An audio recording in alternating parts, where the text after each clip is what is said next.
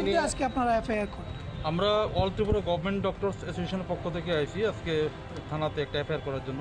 মূলত এফআইআরটা যদিও আমরা একটা এফআইআর করছি, কিন্তু এরকম ঘটনা অনেক হইতেছে। ব্যাপারটা হচ্ছে যে করোনার বিরুদ্ধে সমস্ত স্বাস্থ্যকর্মীরা, পুলিশরা, সাফাই কর্মীরা, সাংবাদিকরা দিনরাত এত পরিশ্রম করতেছে। সেই পরিশ্রমটা হেয় প্রতিপন্ন করার জন্য এবং তাদের মনোবল ভাঙার জন্য কিছু দুষ্কৃতী সোশ্যাল মিডিয়ায় খুব অ্যাক্টিভিটি হয়ে পড়ছে।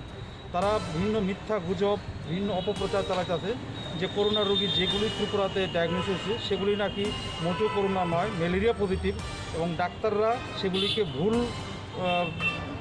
রোগীদের করোনা বলে প্রমাণিত করে এসে চিকিৎসা করতেছে, যে কারণে আমাদের ডাক্তারদের এবং সমস্ত স্বাস্থ্যকর্মীদের সামাজিকভাবে খুব হেনস্থার শিকার হইতে হইতেছে। আমরা খুব অপমানিত বোধ করতেছি যে আমরা যেখানে এত মন প্রাণ দিয়ে দিনরাত পরিশ্রম করতেছি, সে আমরা এই পরিশ্রমটারে এমনভাবে অপমান করা এবং মনোবল ভঙ্গা, সেটা একটা জঘন্যতম অপরাধ। তো আমরা সেজন্য থানাতে এফআইআর করছি যে দয়াল হরিদেবনাথ নামে একজন দুষ্কৃতী, সে সোশ্যাল মিডিয়াতে কিছুদিন আগে এরকম একটা পোস্ট দিয়েছে যে আসাম রাইফেলে যে সমস্ত রোগীদের করোনা পজিটিভ পাওয়া গেছে, বিএসএফে, তারা নাকি মোটেও করোনা পজিটিভ নয়, ম্যালেরিয়া পজিটিভ। এবং তার এই বক্তব্যটা অনেকেই দেখে সাপোর্ট করছে এবং ডাক্তারদের গালিগালাজ করছে।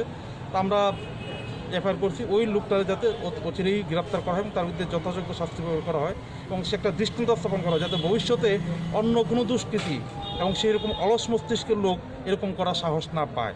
তাতে দেশের এবং সমাজের ক্ষতি হয়, মানুষের মধ্যে ভুল বার্তা যায়।